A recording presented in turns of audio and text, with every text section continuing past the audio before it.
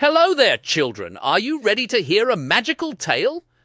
I'm ready to tell one storybook. What do you have for us today? Oh, a truly magical one, Beauty and the Beast. Once upon a time, there was a rich merchant who lived with his daughters in a big town. He was a hard-working man who loved his daughters dearly and always made sure they had everything they needed. Sadly, their wealth made two of his older daughters greedy, arrogant, and selfish. They were never grateful and always wanted more. But his youngest daughter, a young woman named Beauty, was the opposite. She was kind, grateful, and caring. And with a name like Beauty, well, she had to be pretty as well, of course. She never let their wealth go to her head. Beauty loved her father dearly. Her sisters were very jealous of her kind heart and beauty, but she stayed sweet and loving even towards them. One day, the merchant was getting ready for a long work trip. As he was saying his goodbyes to his children, he asked them what they would like him to bring back from his trip. "Dresses and silks and shoes and luxury bags," said his older daughters. "What about you, Beauty? What would you like?" Beauty hugged her father and said, "I'd like you to come home safe, dear father." The merchant insisted, and Beauty said, "Well, I'd like a rose." The merchant set off, riding his horse for many hours. It was getting dark, and a storm was brewing in the sky. The merchant was getting worried, as it seemed he had lost his way in the woods. Rain was pouring down on him, and he heard wolves howl around him. He rode on, not really knowing what direction he was heading, and then he saw it, a huge castle with light shining from its windows. "I'm saved," he said, riding all the way up the hill to the castle. When he was about to knock on the castle's great doors, they opened on their own. The merchant was surprised.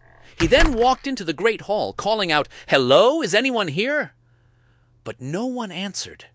He kept walking, his clothes soaked with rain, until he reached a fireplace, which was in a big room next to a long table, set for dinner.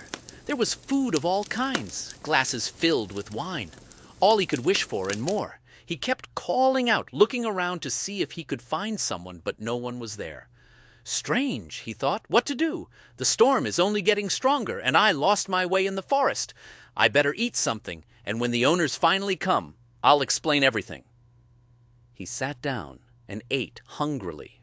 When he was done, he was a little drunk from the wine, and so he fell asleep in the nearest bed he could find, in a nice little room. When he woke up, he was surprised to find his clothes dry and folded at the nearby table. He got dressed, walked around the castle, and called out for whoever was there.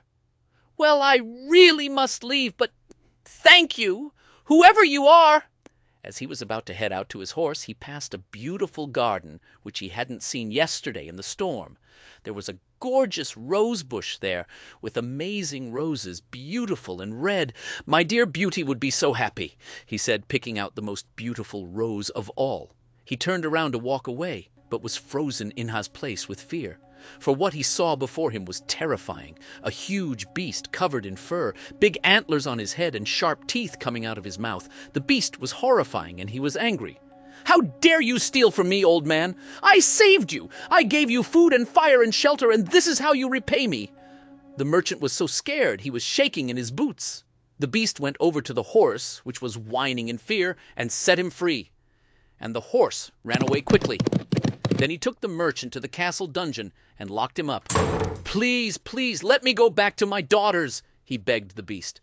"You should have thought about it before you stole from someone who only did you good." The beast growled, leaving the merchant in his cell, cold and afraid. 2 days passed, and early in the morning the merchant heard loud noises coming from the castle above. It was Beauty riding into the castle grounds on her father's horse, which ran back home after the beast set him free. She knocked on the big doors, and when they opened, she called out, "Hello, anybody here? Hello!" She looked around, not finding anyone. The merchant, who heard her voice, called up to her from the cell, "Beauty, my Beauty, down here!" "Father!" She followed his voice, but when she got to his cell, the beast was there, huge and mighty, towering high above her, growling. Beauty was so scared her whole body was shaking, but she stood tall. "I don't know why you locked up my father, but please let him go. He's a good man who did nothing wrong." The beast was surprised by her courage, but was still furious. "What? Nothing wrong? I saved him from dying out there in the storm, and he tried to steal from my rose garden. I've sentenced him to be my prisoner and stay locked here forever." Both Beauty and her father gasped. "What? Forever? No, no, you can't, please!" They both begged him, but the beast only shook his huge, ugly head. "The punishment for this crime is rotting in this cell alone. You can take your father's place if you wish, but one of you stays." Beauty gathered all her courage and told the beast, "Let my father go. I'll stay in his stead." The merchant cried and begged her not to do it, but Beauty was not convinced. "Go home, father, I'll be okay. Go home," she told him as the beast put her in the cell and pulled her father out, taking him up the stairs as he cried out to his daughter in agony. Only when they were out of sight, Beauty allowed herself to cry. She was so scared of this huge beast, but she had to help her father. "I'll be all right," she tried to tell herself, but tears streamed down her face.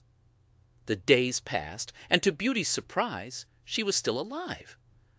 More than that, the beast seemed less scary each day.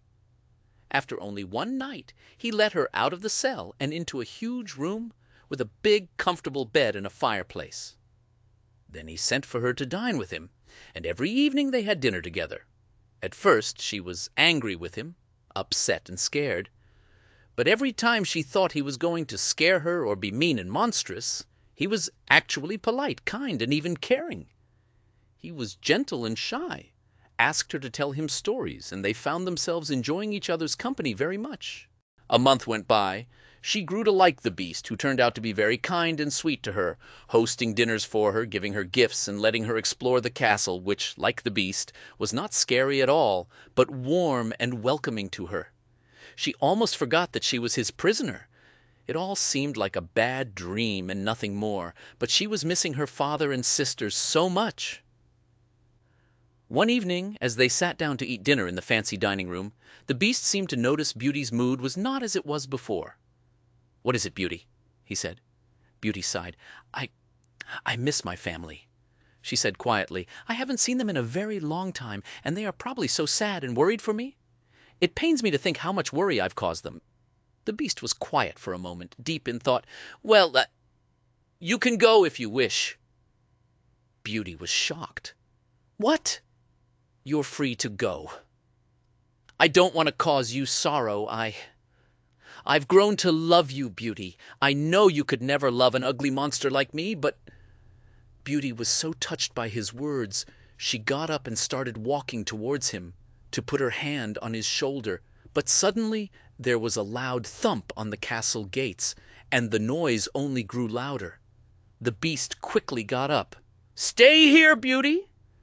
But she followed him anyway to the big windows of the castle. Down by the gates a crowd of townfolk stood, holding weapons and banging on the gates. "Let Beauty go, you monster!" they shouted. "We know you're holding her in your cell!" they screamed, as they broke the castle gates and started running in the castle. "Go to a safe place, Beauty," the beast told her, but she wouldn't listen. "They are going to harm you.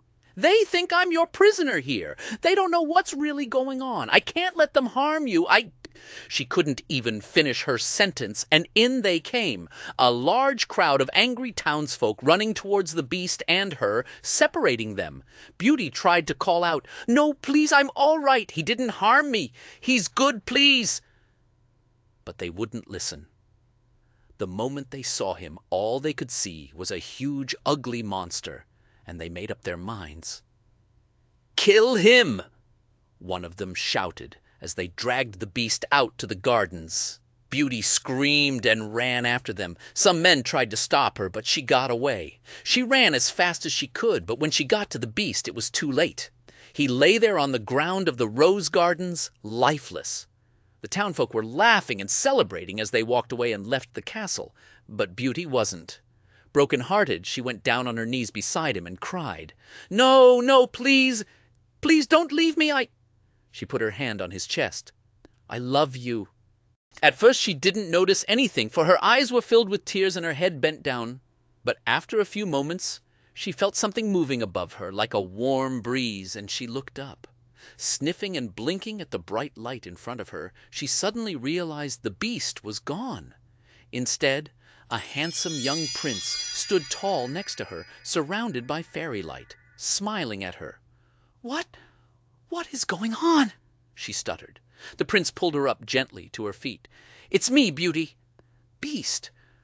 Beauty was so shocked she couldn't speak. She listened as the handsome prince told her how he came to be the Beast. "I was cursed by an evil witch when I was young," he said, as they sat down on a bench in the garden. "She turned me into a horrible monster and told me the only way to break the curse was if someone with a kind heart would learn to love me for my soul, even when my looks were frightening." He took Beauty's hands in his. "And you did it. You broke the spell. My heart is yours." Beauty was so happy she couldn't stop smiling. She smiled so much her cheeks hurt. "And mine is yours," she told him, as they sat under the roses, hugging. The merchant was thrilled to find his daughter not only healthy and happy, but in love with a kind-hearted prince. They forgave each other, and he gave the prince his blessings. A week later, they got married in the rose garden, where it all began, and they lived a long and happy life together. The end. Wow! What a magical tale! What do you say, children? What is more important, how good you look or how kind your heart is?